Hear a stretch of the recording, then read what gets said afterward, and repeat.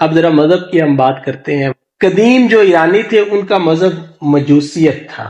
اس سے بھی پہلے وہ کہتے تھے کہ ستاروں کی پوجا کرتے تھے یا پرستش کرتے تھے. انہوں نے 7 ستاروں کی شبیہیں بنائی ہوئی تھی.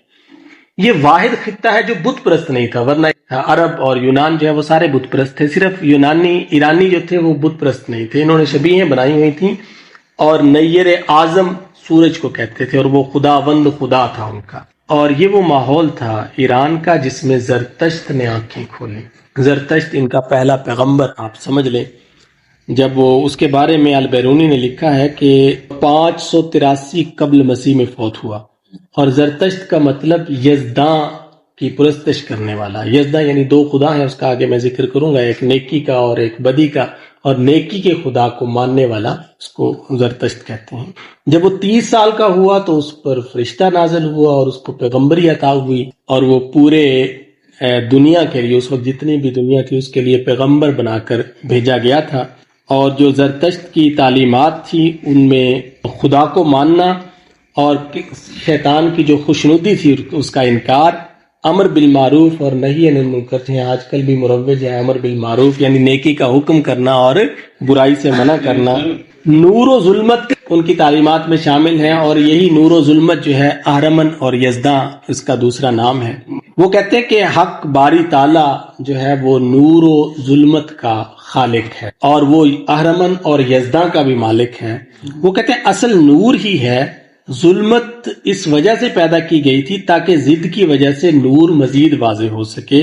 اور نیکی اور بدی کی ازل سے کشمکش جاری ہے اور انسان کا فرض ہے کہ وہ نیکی کا ساتھ دے کیونکہ فتح بالآخر جو ہے وہ نیکی کی ہی ہوگی. مجوسیت کی روح سے ہر 1000 برس بعد ایک ہادی اعظم آتا ہے اور پھر اس کی تعلیمات جو ہیں مزید 1000 سال تک چلتی رہتی ہیں. مجوسیت کی بنیاد 3 اصولوں پر ہے: پاکیزہ خیال، پاکیزہ الفاظ اور پاکیزہ عمل. انسان مادے اور روح کا ایک عنصر ہے اور مادہ جو ہے وہ فانی ہے، روح جو ہے وہ لا فانی ہے.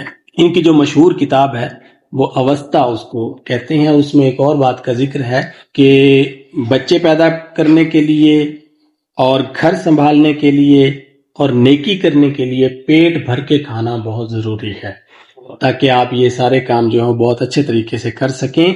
اور کھیتی باڑی جو ہے ان کے نزدیک، اوستا کے نزدیک یا زرتشت کے نزدیک سب سے بہترین پیشہ ہے. اور وہ عناصر اربع یعنی پانی، مٹی، ہوا کو اور آگ کو مقدس مانتے تھے اور ان کو آلودہ کرنا منع تھا.